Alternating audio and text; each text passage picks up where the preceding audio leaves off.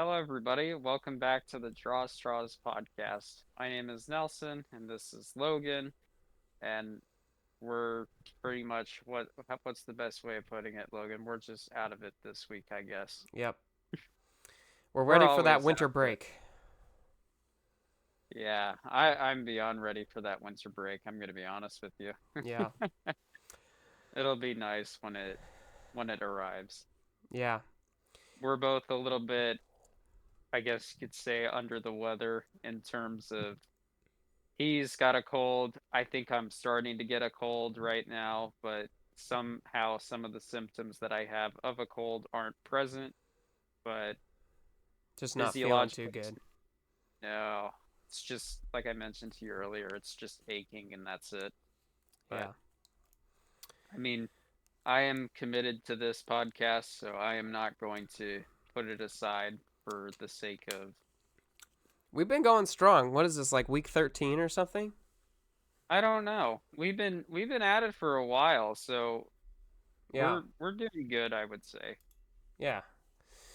Well, I guess to start, we should explain our weeks a little bit. Let's see. What was this week for you?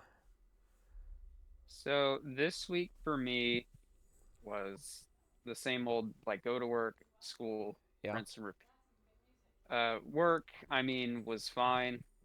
I just there are some points in work where I just can't tolerate it, and that's just because of the workload, and I'm expected to do something in such a small amount of time. Yeah. When I'll give you an example. So I was actually supposed to do it today, but I, as you know, just woke up not feeling great, and I was supposed to organize like the whole entire shelf of lawnmower blades that we have in the shop. And for some reason, they have this expectation that one guy can get it done in a day. Mm. And I had to keep telling them multiple times, it's going to take me on a minimum like 2 or 3 days. If you want this to be future proof, if you want it to be, easy to understand and easily accessible, then you got to give me a little bit more time. If you rush me, it's going to be in a much worse state than it is already now. And it's pretty bad, I would say right now. It's pretty bad.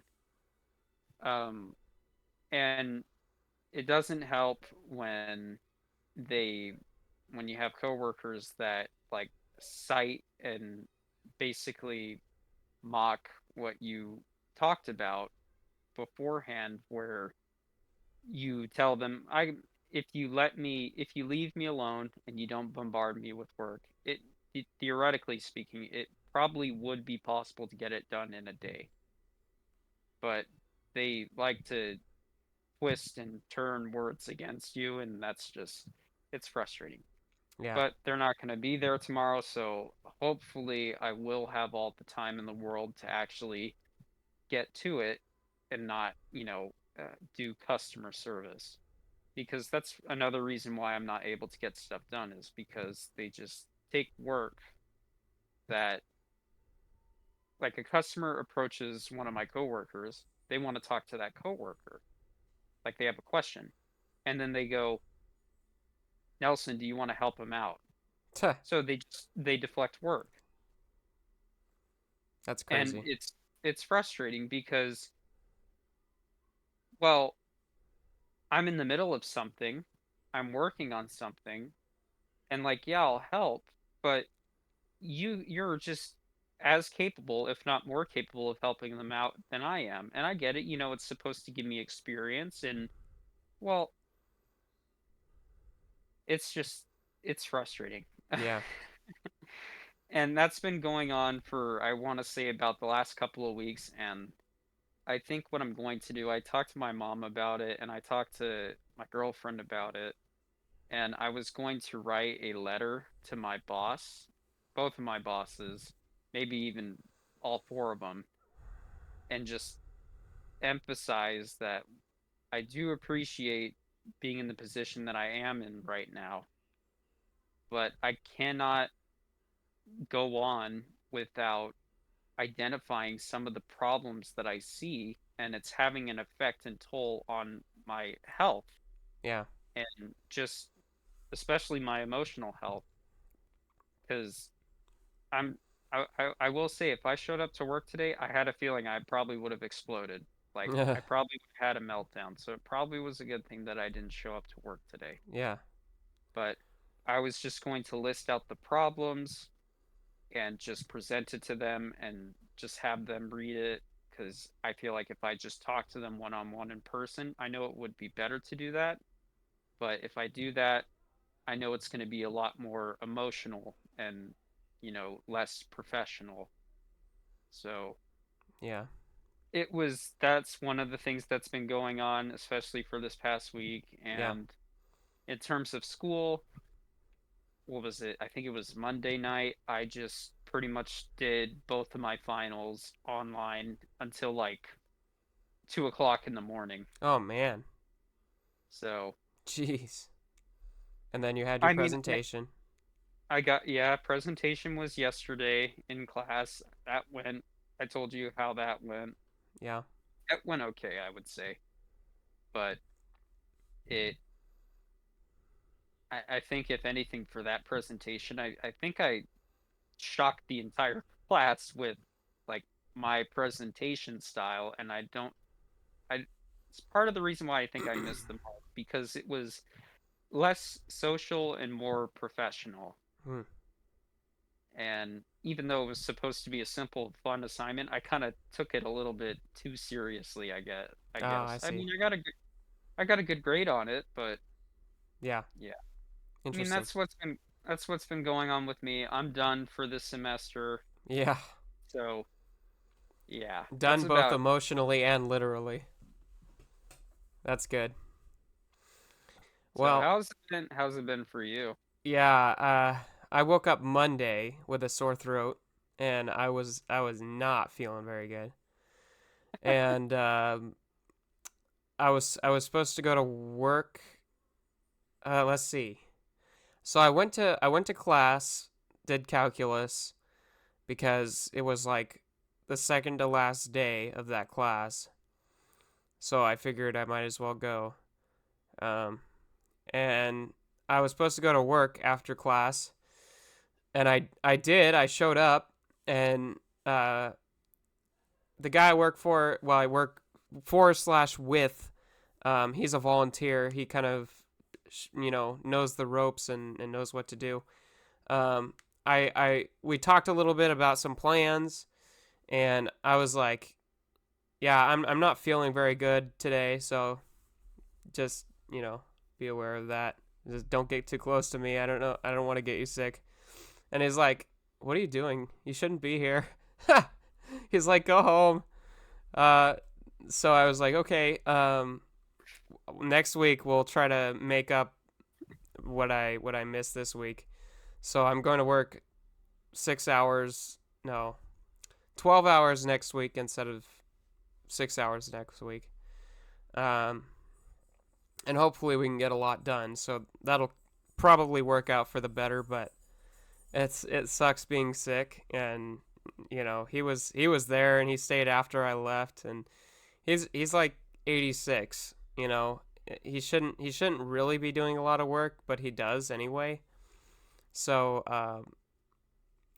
Well, it's probably yeah, boring for him, especially at that age, to not do anything. yeah, yeah, I'd be bored. right, yeah. But I mean, like he's working like I don't know, 12, 13 hours a day. It's out and about doing manual labor. He Yeah. he probably shouldn't be doing that. I mean, I could see like maybe like 3 hours a day, doing some little things here and there, maybe trimming some things, some bushes and whatnot. But he's like really doing way more than he should, like chainsaws and all sorts of stuff that he probably shouldn't be doing. But always feels bad leaving him there to do extra work that he's totally volunteering for, and you know I don't know. But had a final today. Today was my first final, and that was for calculus. And I've been complaining to most people that I know about the exam because it's there are categories for the class, and your overall grade in the class defaults to the lowest category. So the final is its own category. Like there are core standards and regular standards; those are separate categories, and those you earn on tests on exams. Um, and then there's homework and there's group learning activities; those are separate categories, and the score defaults to the lowest. So if you get like a C in any of those categories, that's what you get in the class. And it kind of sucks, especially since I had 102% in the class, because I earned some extra credit as well, and I got everything right. And it all comes down to this final exam anyway. So if I got a C on this final exam, I would just have a C in the class, which sucks.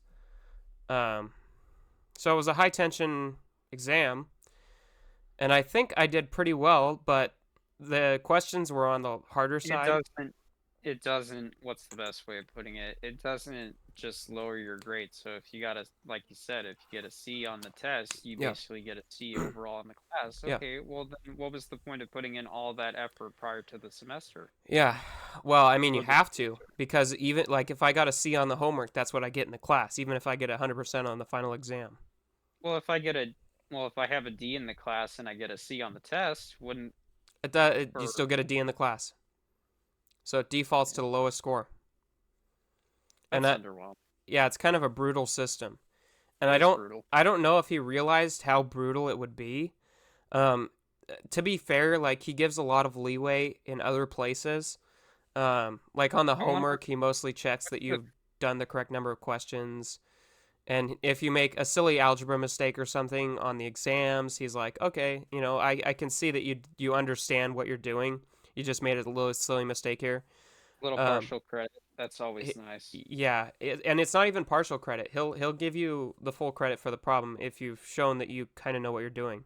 If you understand the topic Yeah, more than the exactly. actual, yeah. Yeah. And then like if you fail a topic on one exam, you get to redo it on the next. If you do a correction, like if you have to submit a form that, showing that you understand what you did wrong, and then showing the correct That's answer. actually nice. It's a good system in that way. And he's a really good professor. Like he's probably the best math teacher I've ever had. And It's fair. yeah, he's really good at conveying the topics and making sure that you know what you're doing and giving you a chance to make up problems that you've done wrong. It's just a brutal system when it comes down to it. Like C on the final exam, C in the whole class. C on the homework, C in the whole class. It's like I don't know if he realizes how brutal it is underneath the surface.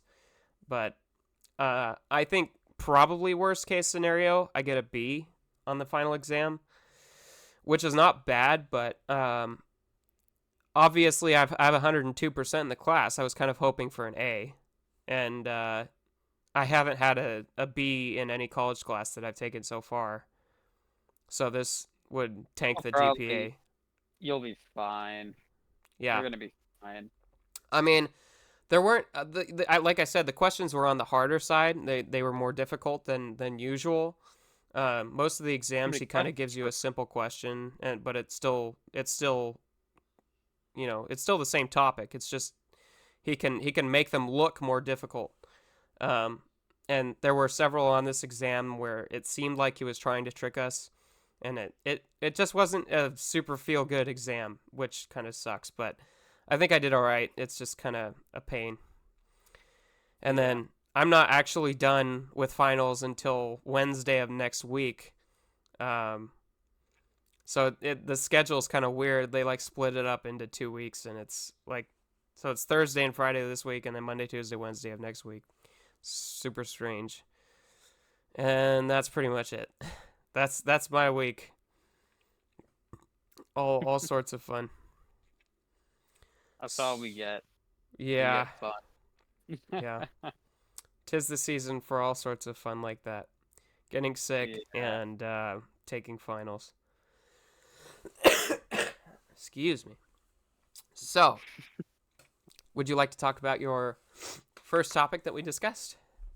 Yeah, and I was actually playing the game and everything before this podcast in yesterday after I was done with the final. Um, Call of Duty, I guess they're now doing like AI generated content in their game now. They Yeah, tested it before with Modern Warfare 3 and like they tested the waters to see how people would react and people were I guess you could say it goes where it it goes with the saying if you give them an inch they'll take the mile. yeah, That's basically what's happening here. And Modern Warfare 3 was the inch. Now they are actually taking the mile. So you see content in the game where now you look at the calling cards, the emblems, and it makes you wonder like this looks off. Like the presentation of it, of the art, it looks off. And it does look a little bit AI generated. And I know that can, even if it was legit, like actually handcrafted and made by, talented artists, yeah, then I'm sorry, I guess you never got told that your artwork was bad or anything. yeah, And I know it's a harsh reality, but look, I'm no artist or anything, but so who am I to say? But let me see if I could find it real quick. yeah. I mean, I honestly have mixed thoughts on AI generated art. Like, I think I it's think, it's an inevitability, and it's just something that's going to happen. So we kind of have to be at peace with that. Uh, Regardless of what we think of it. I think ultimately that's my stance on it is that I, I'm not sure that I really like it. Like I think it could be useful for certain cases, but I don't know. Like I mean, it's complicated. if you tune into my stream here, I Sure. mean, be honest with me. Does any of this look off to you? I mean, it doesn't look off. It just doesn't look that great. Okay, this is the biggest one that's standing out to me is this hand right here. If you look here, if you look at my cursor, Yeah. one finger here, two fingers here, three fingers here, finger number four here, five, six, seven. Yeah, that almost does look like 7. And then if we look over here, this is a calling card right here. Yeah. Look at this. One, two, three, 4, 5, 6. So are they even actually checking and Yeah, that's a making quality like control problem, not a it yeah. is a quality control problem now at this point. Yeah.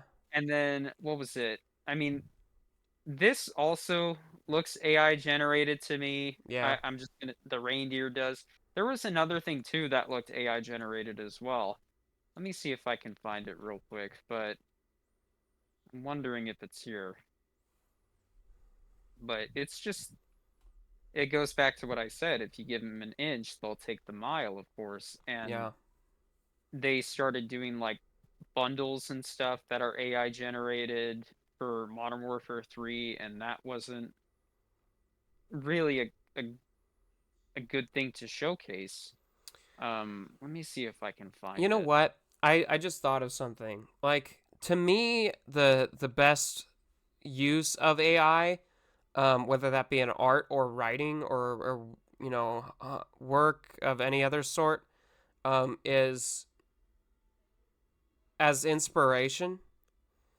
Like I would say, if they wanted quick, easy art, and if they wanted to do it in a way that was more um, ethical, they could get a real artist, pay the artist to use the AI for inspiration, and then have them uh, do a quick mock up, or maybe they use AI and they get an artist to come in and do a rendition of that. Like if the I mean the goal is to save time, right? So it's probably easier for them to write a prompt, type in to a prompt somewhere, and get an image that kind of resembles what they want, and then maybe they have an artist come in and do it properly based on that Well, image. So that well, would this is save money too. this is another thing too. Yeah, it that's there's like no other reason. It's just to save money. Yeah. But the problem is, this is the problem. If you go to like an AI generative tool like ChatGPT 4, for example, and you ask it to generate images and stuff, I really think that the multiplayer maps for Black Ops 6, to some extent, did use a little bit of AI elements to actually develop it. Like, it's gotten to the point where, okay, is the multiplayer design team at this point, like, they're completely out of it now to where they have to use like AI generation just to have like a little bit of inspiration to make multiplayer maps. And some of them look pretty similar. And I guess you could argue that, oh, well, because Black Ops 6 came out now, it's going to be a little bit relevant because of the multiplayer maps and the names of them. And the images are going to look similar to the multiplayer maps. I can't really show it online. I have no way of proving it or anything. There was a video that I saw that basically showed a prompt and it looked just eerily similar to one of the maps that you see in Black Ops 6. Yeah.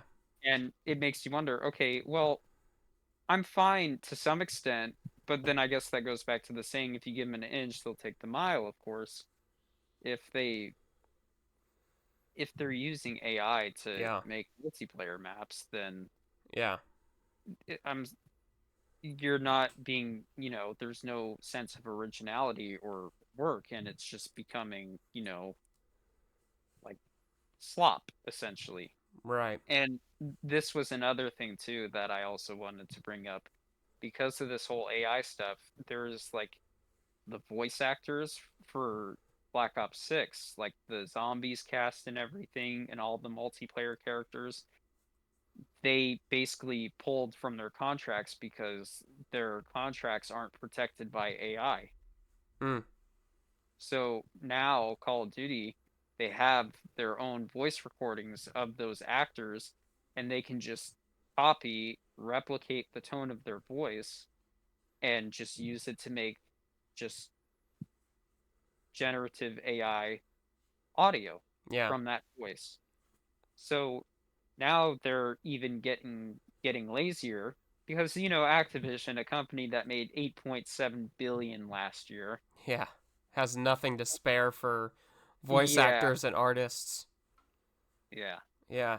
Which it's unfortunate because these are people who, have poured countless hours of their time and effort and delivered a sense of emotion to create these characters Yeah. that we all, know and love from our favorite franchises. Right. So it it's unfortunate that it's happening now at this point, and by the looks of it, the Call of Duty community is not letting up on this at this point. Yeah. So they're not happy with this, with the direction that this franchise is going. And say what you will about Call of Duty, but usually Call of Duty is like on top of the podium when it comes to changing the direction of the gaming space, whether for the better or the worse. Most of the time it's for the worse, and EA usually follows suit with that.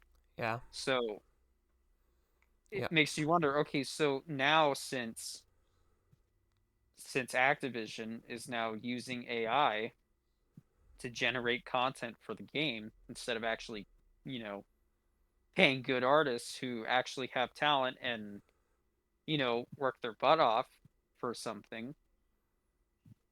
Now Yeah. they can just generate it and sell it for 20 bucks.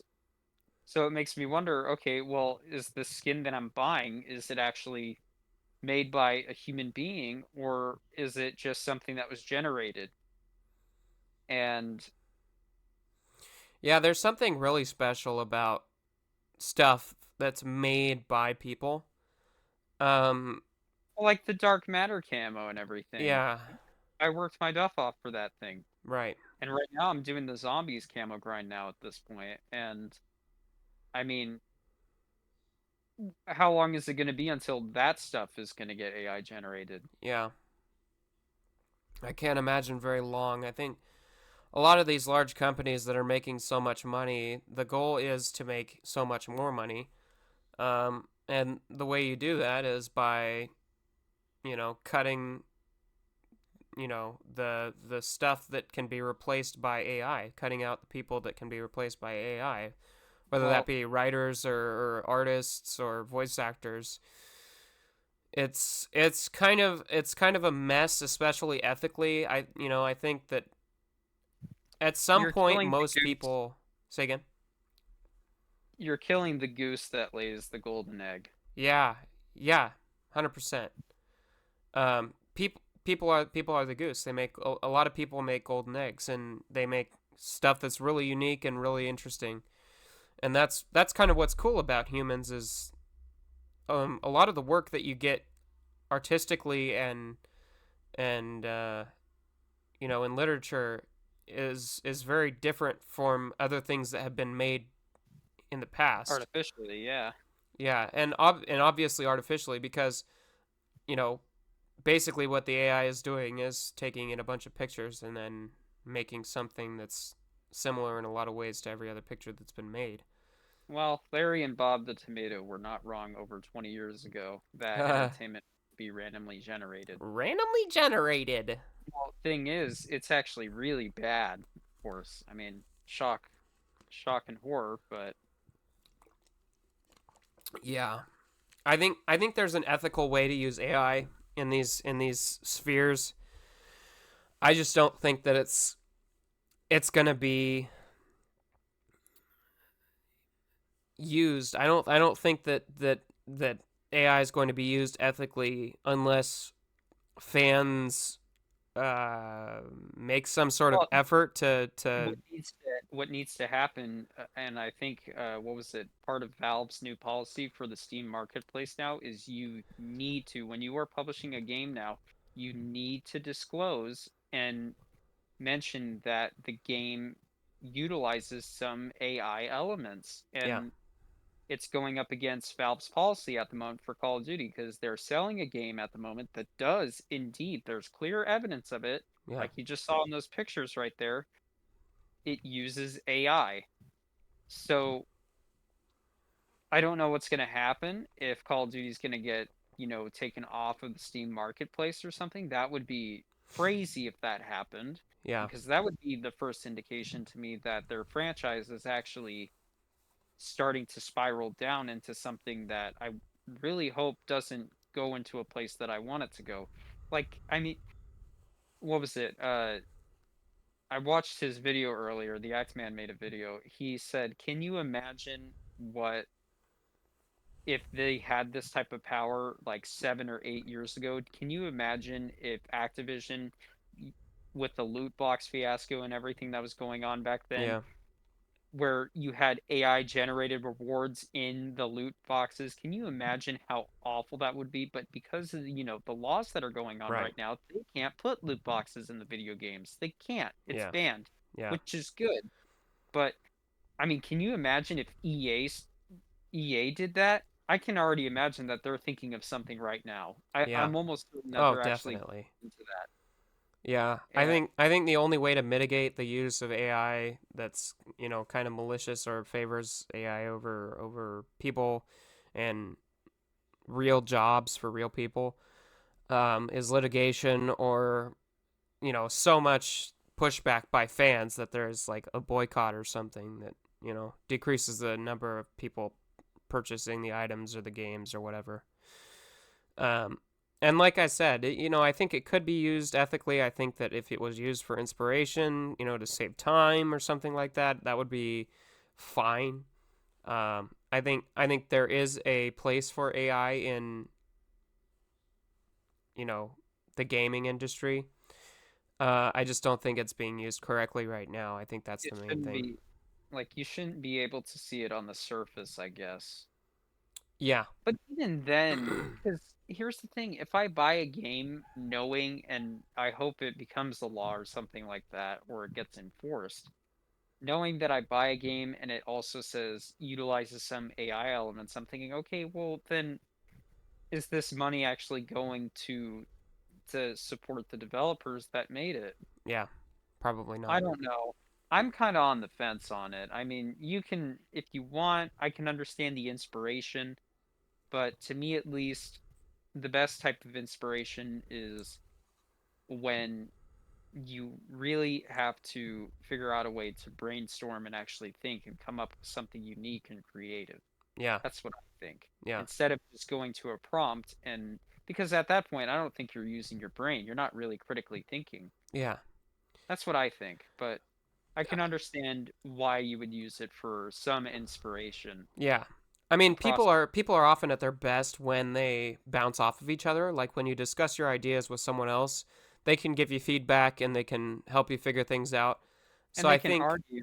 yeah, Yeah, they can argue with you. So I think some sort of use that involves AI that's kind of mirrors that sort of experience could be useful. But honestly, it's probably not, at least in the near future, going to be as good as just chatting with another person or jiving against somebody. So yeah, that's an interesting topic, and I think we're gonna see a lot more of it, especially in the near future. AI is getting a lot better every I year. certainly hope not.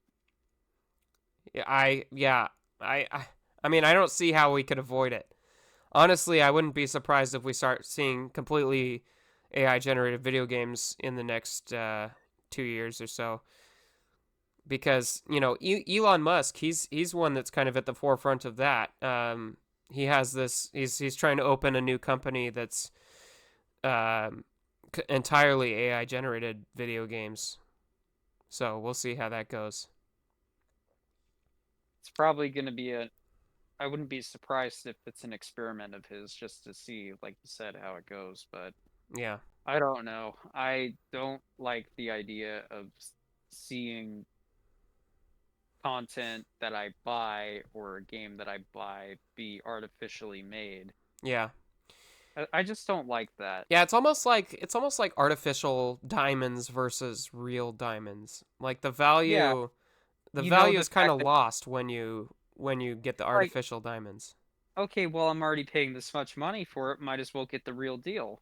Yeah, exactly.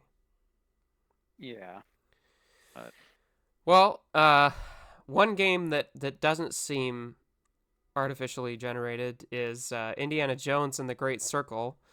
We talked about yeah, that last week a little bit because it had just come out, and mm-hmm.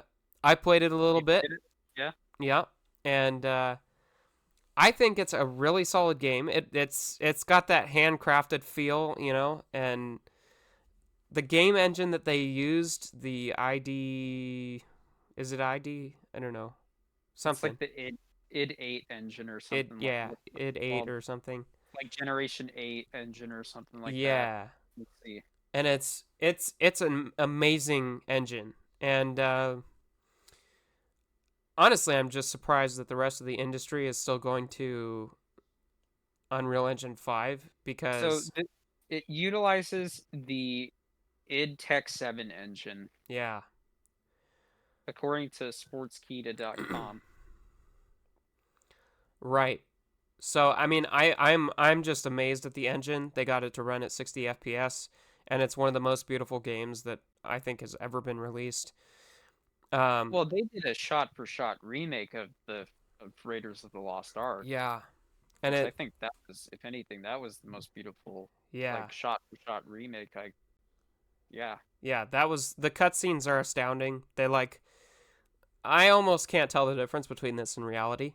Uh, Well, that you saw that one clip I sent to you in the group chat about where is it where he forgives that one Italian soldier or whatever, and yeah. he's like, "Oh my gosh, what have you Oh done?" yeah, yeah, yeah.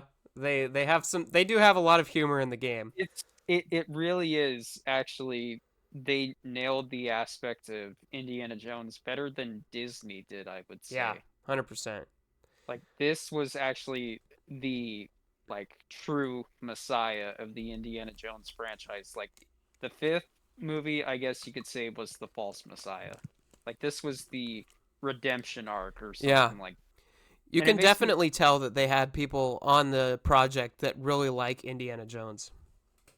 Oh, 100%. And I think Harrison Ford was there to actually help guide Troy Baker to the character and everything. And they, of course, they worked with Lucasfilm, if I'm not mistaken, to help make it. Yeah. I think Steven Spielberg was involved in the development Yeah, as I heard well. that too. Yeah. Yeah, Super cool.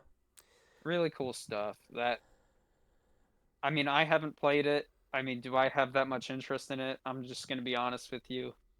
I mean, not really. Yeah. But what I did notice from this was a lot of people, I guess you could say the console fanboys, they were complaining a lot about the game.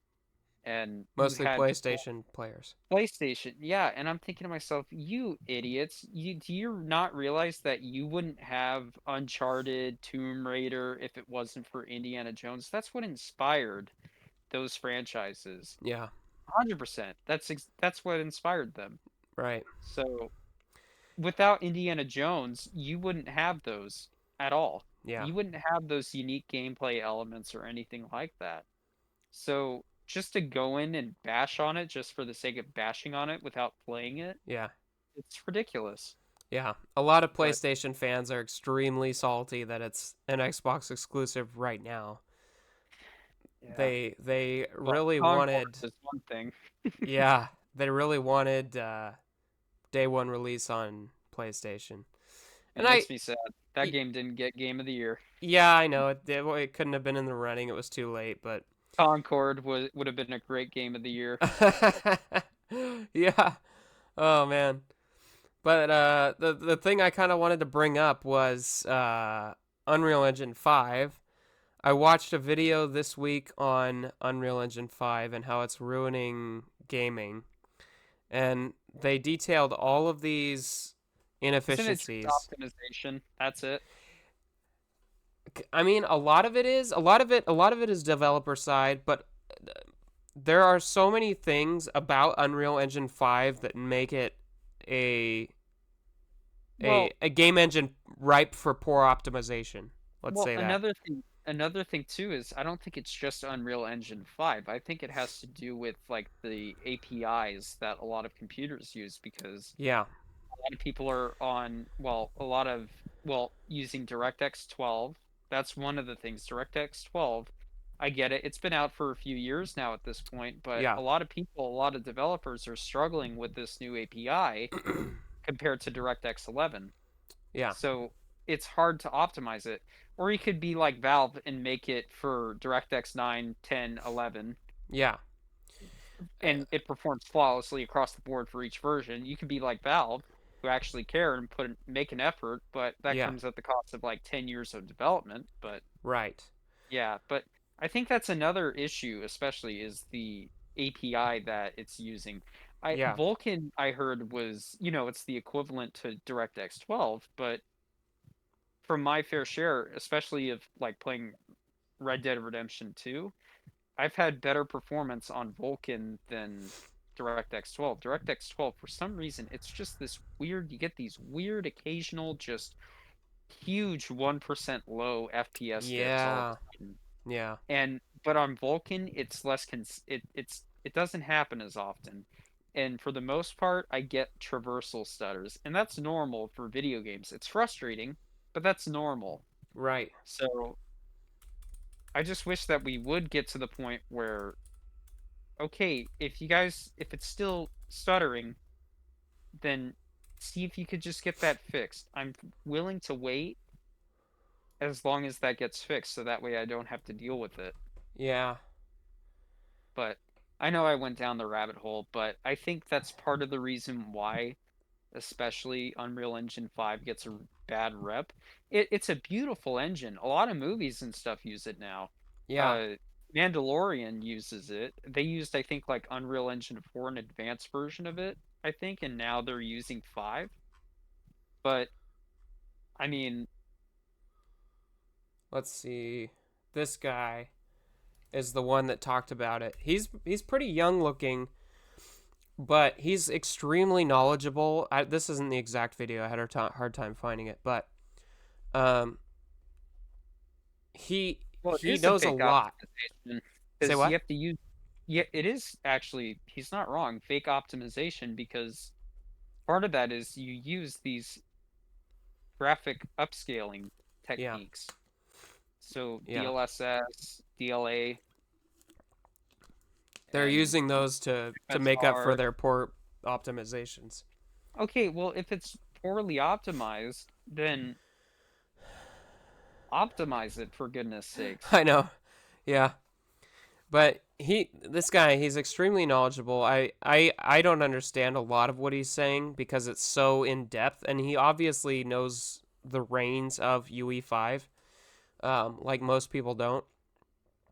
And he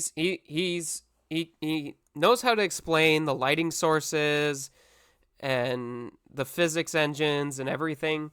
So if you haven't watched this guy before, I would suggest you do, especially since he's so detailed.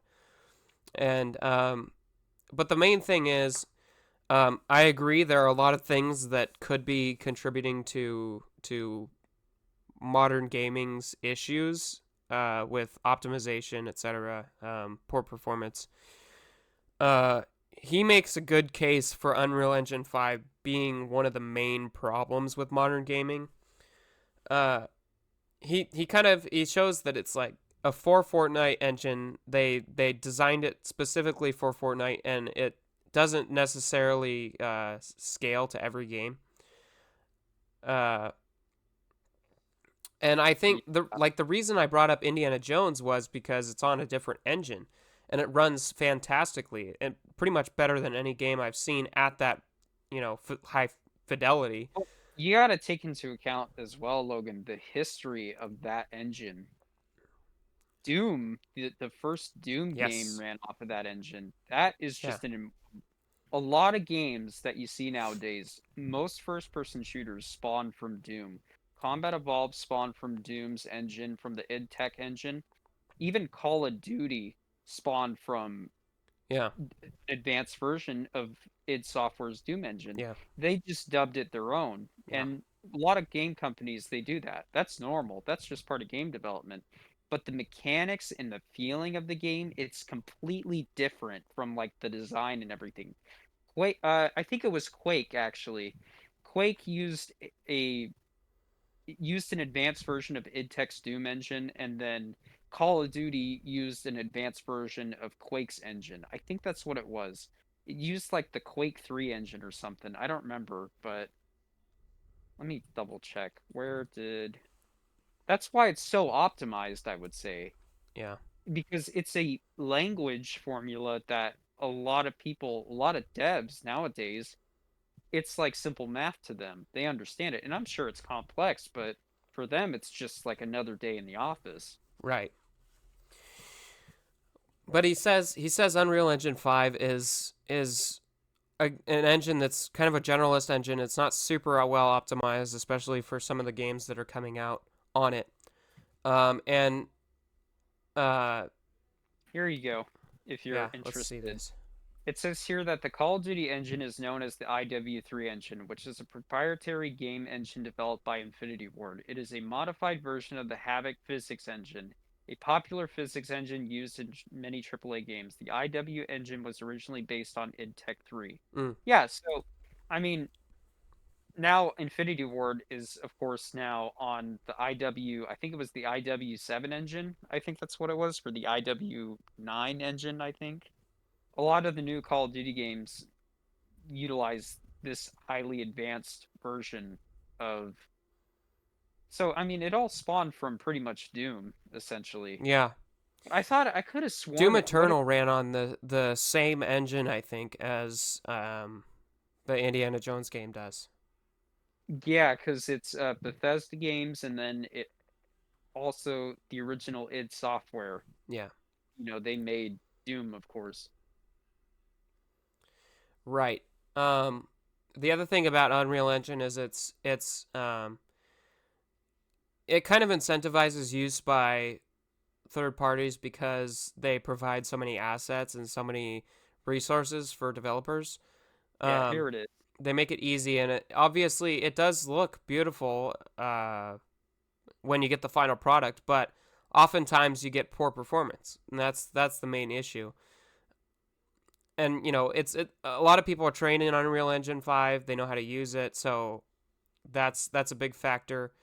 It makes sense for a lot of companies to use Unreal Engine 5. That's just the fact of the matter. But I think that the idtech engine that was used for the Great Circle is one that should be taken into consideration more, especially if you're trying to train a new generation of developers. It's one of the best video game engines of all time, hands Yeah, down, without a doubt. I mean, look at all the games that spawn from it, of course. yeah. I It mean, it looks y- amazing and it runs extremely well. Like the so id performance Tech on 3, Xbox is insanely good for the level of hardware that you have there. yeah, because it does actually utilize a type of the Quake engine. And I'm Yeah, sure you've heard of Quake. It's that crazy, super fast multiplayer FPS game. right. But I mean, I mean, written in C, C++, Python, of course. I mean, for the engine that Yeah, IW Infinity Ward uses and some of the other studios use, of course. But yeah, I mean, look, I don't have a problem with Unreal Engine. I think it is a good engine. yeah, It's just the problem is it's, I guess you could argue it's still technically brand new, especially for Unreal Engine 5, that I guess you could say it's hard to learn. yeah. But what is it? Delta Force, I played that recently. That game utilizes Unreal Engine 4. So it's Mm-hmm. a tried and true engine, and I played it. And I will say it just depending on what drivers you have installed on the game, it can actually affect the way that the game plays. So for me at least, I had to roll back on my drivers because the newest updated drivers for AMD for me, it just causes the game to just stutter and hitch a whole lot. It's annoying. So you don't really even get to enjoy the game. You have to worry about, okay, when's it going to stutter again? And Yeah, it does. It's predictable.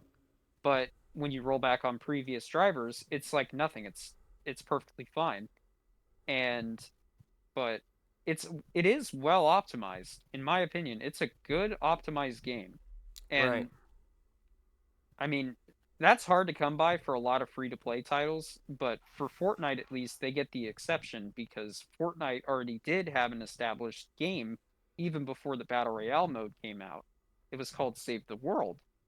And Battle Royale was supposed to be like the free to play mode to get people to buy Save the World. It didn't work, so they put all their attention into Battle Royale, and look where that got us now today. Yeah, Where unfortunately, a lot of game developers, especially the big AAA games, they need to have a battle pass. They need to yeah, have an in-game store. We can't have any type of, actual progression system that rewards your time and effort yeah, anymore. And don't get me wrong, the cosmetics are great. They are. But you guys would probably be making so much more money if you actually, you know, didn't force all that stuff into the game and people would actually be playing it more and your retention would be a lot higher. At least that's what I think. yeah, But this goes back to speaking of this because this goes all the way back to what was it like 2005 or 2007 or something with Elder Scrolls 4 Oblivion. This is all Todd Howard's fault. This yeah, is with the Force Armor DLC. That's all his fault. He started this whole microtransaction nonsense. This is all his fault. It just is. So yeah. Fortnite especially was a phenomenon, and I think it's rather unfortunate that it was. It definitely made its mark on gaming, especially multiplayer games. And what are you looking up here? here it Oblivion is, Horse Armor. April 3rd, 2006, a day that changed gaming forever. Yeah, yeah, This is all their fault. This is the microtransactions. this was their fault. This is Yeah, all their fault. And then EA basically pushed the whole loot box fiasco to the limits yeah, with Battlefront 2. And I Right. am so glad that Disney threatened to like pull the plug in terms of support and everything. Yeah. But I mean, it's just goes back to that whole give them an inch, Yeah. Of they'll take the course. mile. Yeah. Well, Fortnite was a contestant in the running for what is this? Best ongoing game for the Game Awards Helldivers. this year. Easily. It was Helldivers. For me at least, it was Yep. Helldivers too. I'm glad It that Helldivers won a lot of awards. yeah, it did not take the cake. Helldivers 2 did win. That game has lost a lot of popularity though recently, hasn't it? Let's check the Steam charts. I mean, since the Yeah. Game Awards, I'm sure it's gone up. That was just best ongoing game though. The game of the year, according to the all the They just came press. out with a new update. There's 149,000 people right now in the game. Oh, that's a lot actually. So it went from 19,000 to 133,000 overnight because of the Game Awards, Yeah. because they just put out a new update for the game. It was plateauing and then it went way up. Yeah, but this is normal for a lot of games. So it was averaging around 25 to 30,000 players throughout the year. And I mean, let's look at it from over the year. Yeah. So at the start of the year, it was around 458,000. Now, of course, that's gone way down low, Yeah.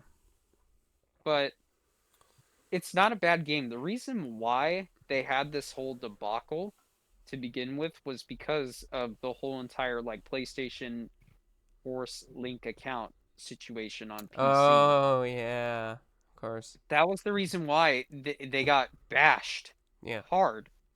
And it wasn't the developer's fault. Without it, it wasn't them. Yeah. It was the publisher. Yeah. But they came out with a new update, and I kind of want to try it out with See, you're giving me all of the best transitions tonight because speaking of PlayStation, the game of the year is Astrobot.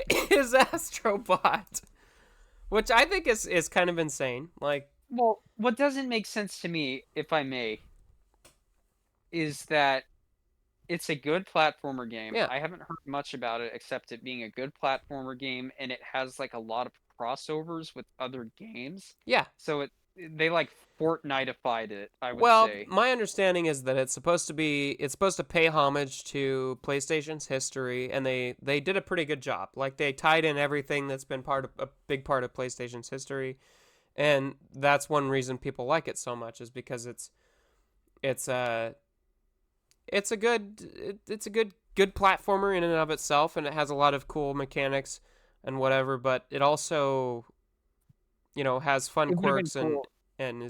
is good at paying homage to PlayStation's history. It would have been cool if Balatro or Black Myth Wukong Yeah, won Game of the Year. Because here's the thing, uh, the one dev who made Balatro, the guy that just wanted to make a game for himself and decided to post it on Steam, yeah, he wasn't even there at the Game Awards, and he won like what, like two or three awards or something like yeah. that. I heard about that. Like, how humble of that guy to not show up at the Game Awards. Yeah, It would have been crazy if he actually won Game of the Year. That would have been crazy. yeah. He was in the running, and against big giants like Elden Ring and Black Myth Wukong and Final Fantasy. Well, Like, Elden Ring, I mean, here's the thing with the whole controversy surrounding Elden Ring, I yeah, don't think that it should have been nominated for Game of the Year because that's a DLC. yeah, You could have your own independent category for that. Now, it would have been funny if it won Game of the Year, but yeah. it'd be also kind of bad at the same time. Right. But because Elden Ring already won Game of the Year beforehand, Yeah. so what was it? There was also another Elden Ring game that got announced. It's supposed to be separate of it. I don't know how I feel about it in terms of like I looked into what the game was about. It was called Elden Ring. I think it was Night Rainer. I think that's what it's called. It looks a little iffy. This might be From Software's first flop. Yeah. It doesn't look good. It's supposed to be like a co-op experience where you go out of the map and you explore, collect loot, and extract. It looks like a extraction shooter type of extraction inspired type of game set in parallel to the Elden Ring universe. But here's the thing, a lot of people want to argue that, well, Miyazaki wasn't part of the involvement for that game's development, so it doesn't really matter and it's not going to affect their reputation. But I think, Yeah. okay, well, yeah, say what you will about Dark Souls 2. There was a lot of things that a lot of people, a lot of From Software fans were upset when Dark Souls 2, I guess you could say, came out because of like the difference in graphical fidelity between the trailers and the actual game. And I'm sure it's a good game. I'm sure it is. It's good in its own right. Miyazaki didn't work on it, but that's because him and his team are so busy working on Bloodborne, and we all know what a masterpiece that game was. And for some reason, PlayStation isn't going to do anything with that IP for some reason. They want money. That's the easiest money that they could possibly get. Is it a Yep. licensing issue? I don't know. They own the rights to the game. They have the rights. I don't know why they don't do anything with it. But Yeah. anyways, I know I went on a long tangent, but it's just to me at least for this in terms of the Game Awards. If anything, I think either Balacho or Black Myth Wukong deserved it. Yeah. At least I think. For Astrobot, I mean, I think that game it seems like a really good platformer, but when you look at Sony's history for this past year, to me at least, it did not deserve it. With Yeah. Concord especially, Concord, honest, no, should have been Game of the Year, hands down. Concord was a master, Yeah. a huge missed opportunity. I can't wait for Concord 2 to come out. It'll be great. But that game looked AI generated. Oh yeah. Actually, no, maybe I don't know. It looked terrible. That's the deal. It did look terrible, um. but yeah. Well, speaking of things that we're not sure about, I want to make a hard transition from gaming into this. I watched a quick video about this week. This is what did they call it? How come there's no title? Huh? There's never a title. Why isn't there a title? This is from Italy's. Don't talk to me. What is it called? The Shroud? The Shroud of Turin. Have you heard of that? Nope. It's This is it's supposedly a blanket or a cloth that was covering Jesus when he died, when he was buried. Yeah. And they've done more studies on the cloth, and before there had been studies done, and they were from like the 1980s or something, and they're like, oh yeah, this is faked. It's from the Middle Ages or something when they fake stuff all the time. Um, but the more recent studies have sort of concluded that it was actually pretty much exactly during the time, around the time that Jesus died. So this could have actually been a cloth that covered him. And I'm not going to put full stock in that. I'm not, it's good to be skeptical of everything, but I think it's kind of cool. Like if this was actually a cloth that covered the dude, that was like that's a big deal, right? Yeah. Most people agree. I think most people agree that Jesus was real. Whether or not you believe he was the Son of God, is up for debate, I suppose, for a lot of people. But um, Yeah.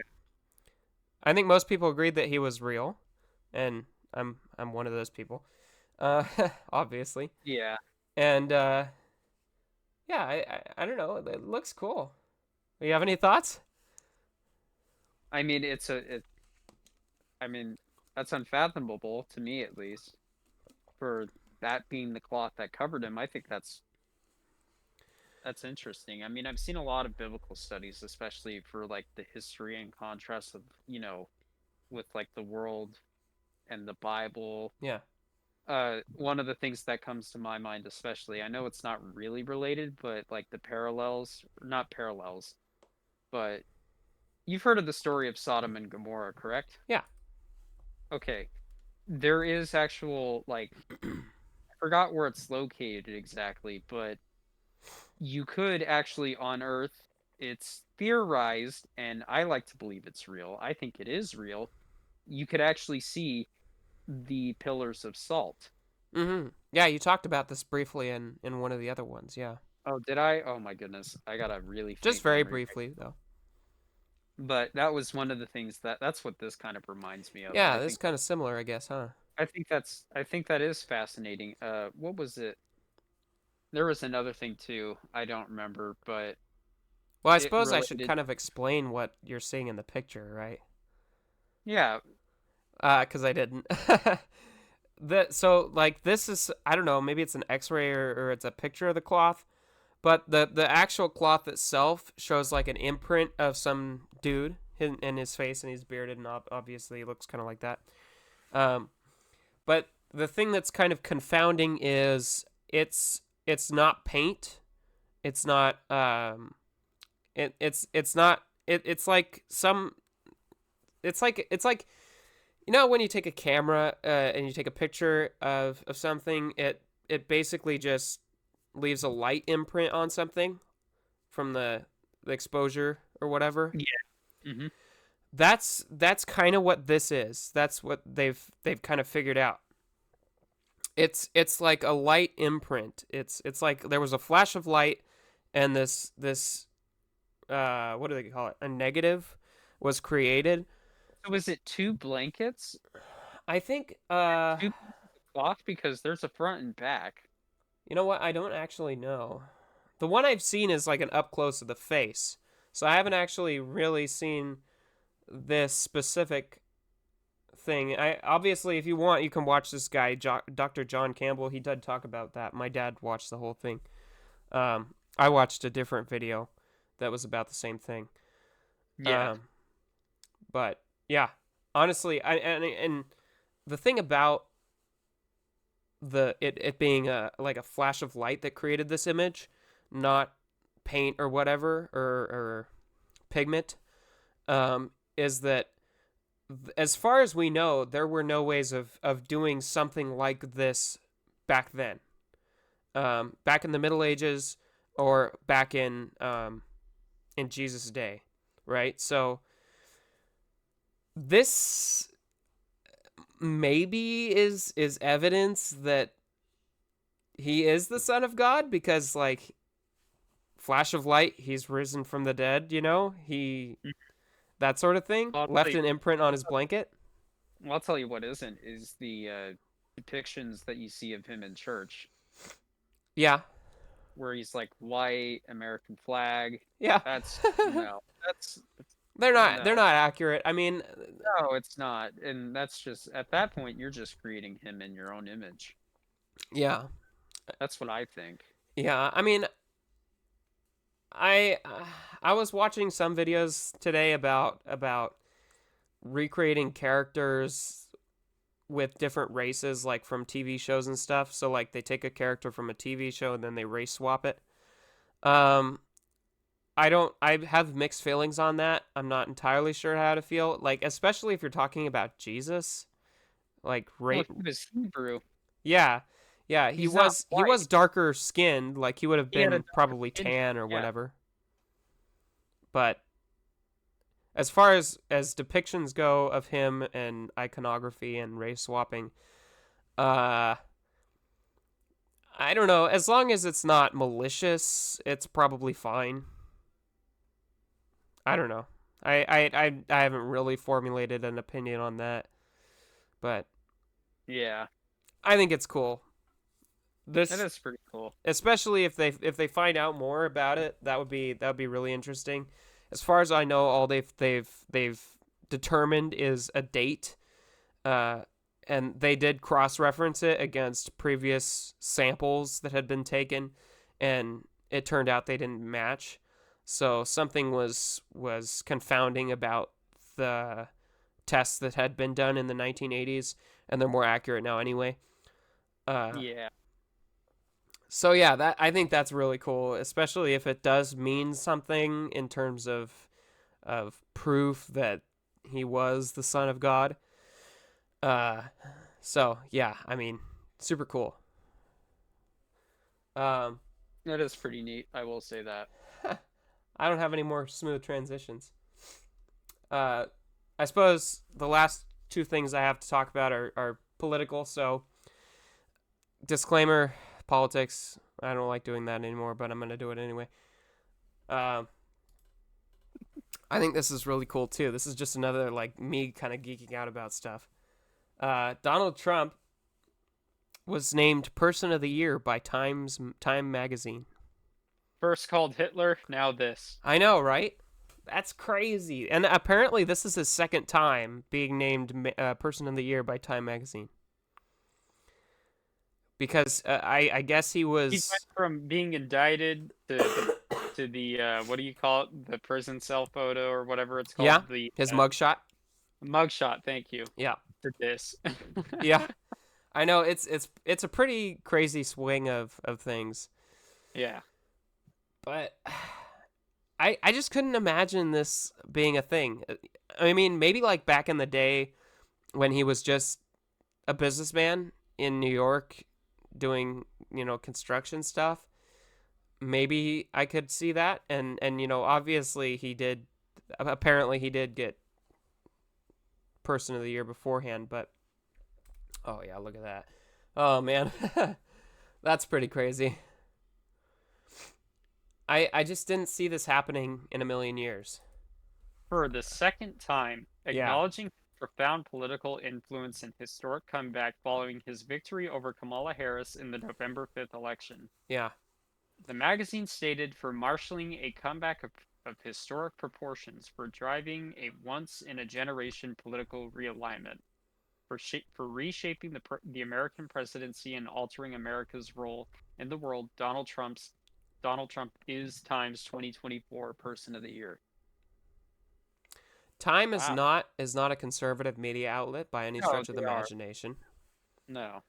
Um, I think I think he was a pretty obvious pick, especially since this is one of the most influential elections that we've had. Um, and especially he's the second person to have two non-consecutive terms. Um, he shifted the whole country right. In fact, it was literally the whole country. Every single state shifted to the right. I think the lowest percentage was like less than 0.5% for Utah or whatever. So every single state did shift to the right this last election, which is insanity. Uh, and yeah, I just thought it was super interesting to see that he was chosen as Person of the Year. That just didn't seem likely to me. And I guess that's Zuckerberg looks another like thing. Jay-Z. Did you see that Meta / Mark Zuckerberg gave, what was it? I think it was $1 million to Trump's campaign or whatever. Really? It wasn't. I don't think it was his campaign. It was his inauguration team or his something team. I did watch a video on that. It gives money to Trump campaign or something. Inaugural fund? That sounds right.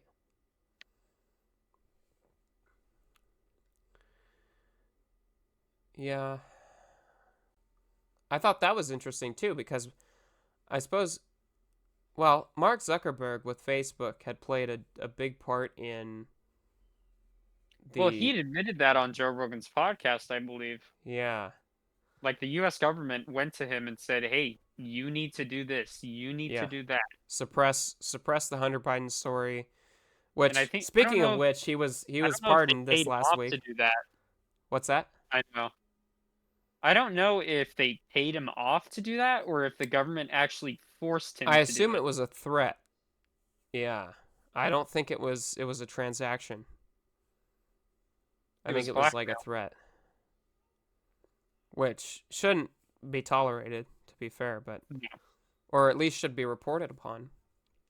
Um, $1 million to Trump's inaugural fund. So yeah, after Mark Zuckerberg basically won the election for, well, he didn't do it alone, but for Joe Biden in 2020 by suppressing the Hunter Biden story and you know other information that would have come to light. He donates $1 million to his to Trump's inaugural fund, which is kind of insane. He didn't. I guess a lot of people say, "Oh, he does judo now. That means he's a bro, so he's gonna shift Republican." Uh, he's kind of committed to keeping the platform as much of a platform as possible. And the definition of a platform is something that doesn't interfere as much with the content that's being put on it. Well, I Uh, do think him buying Twitter did actually have a huge political shift. Elon did. Elon buying I Twitter. Yeah, yeah, I yeah. do think that. Yeah. I think that could have shifted this election a few percentage points toward Trump. I think that's probably pretty likely because it showed the complete and utter bias of basically the whole media. Like that wasn't super obvious to people that were only consuming mainstream media. So, yeah, I kind of agree with that.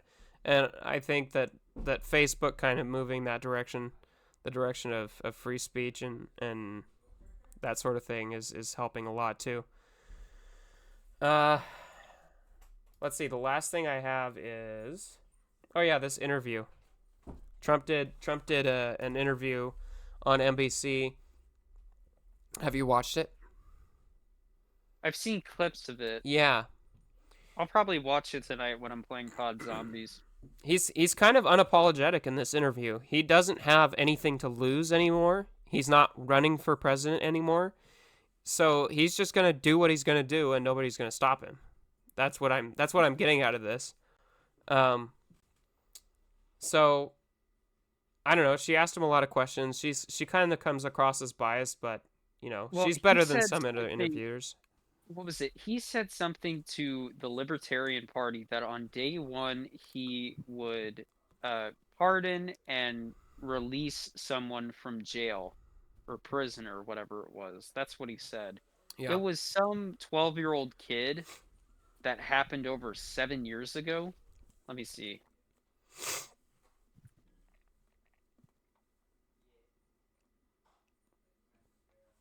Yeah. I'm sure Trump is going to pardon a lot of people, especially some of those that were involved in January 6th. Well, this wasn't related to the riots. This was a different thing. Yeah. Let me see.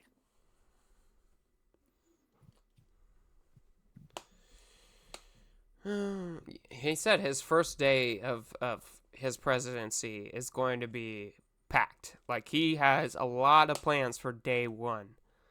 Um, and I think he's going to get started on a lot of them because his transition team has been working extremely hard to get things going their way.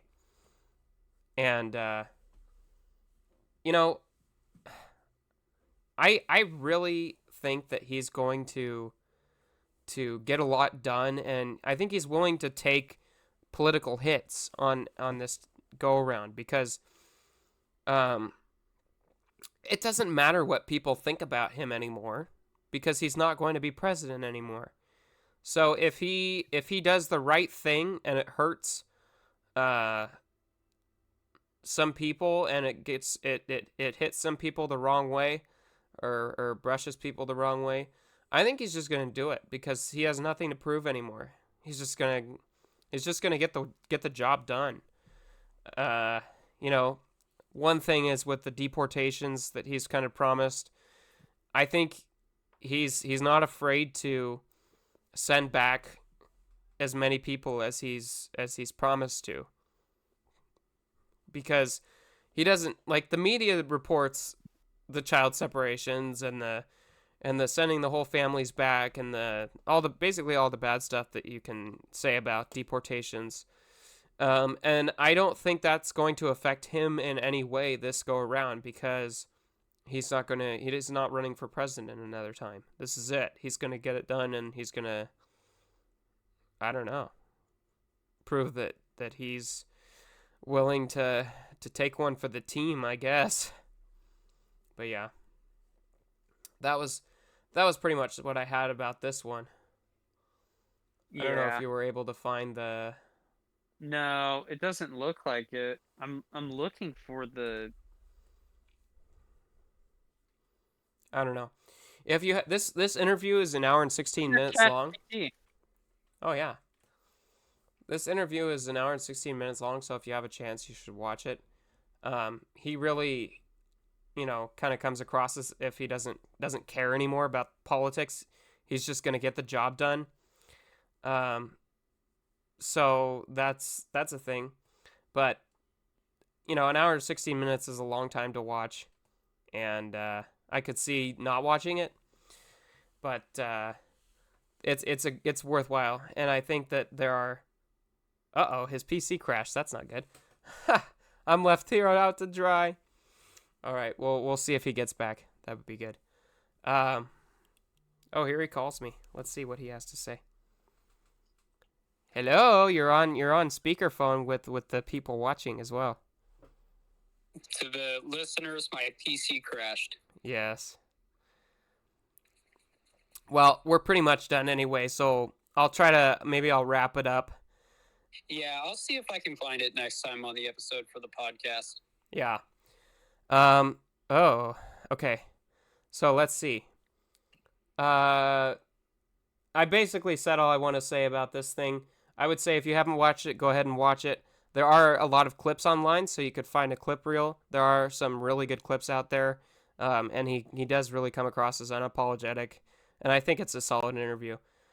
So at the threat of my PC crashing as well, we shall say thank you for watching the podcast. We appreciate you sticking with us this far. And that's it for this one. So, once again, this is Logan, and This is Nelson. Thank you for listening. thank you for listening. We appreciate you. Bye-bye. We'll see you next time.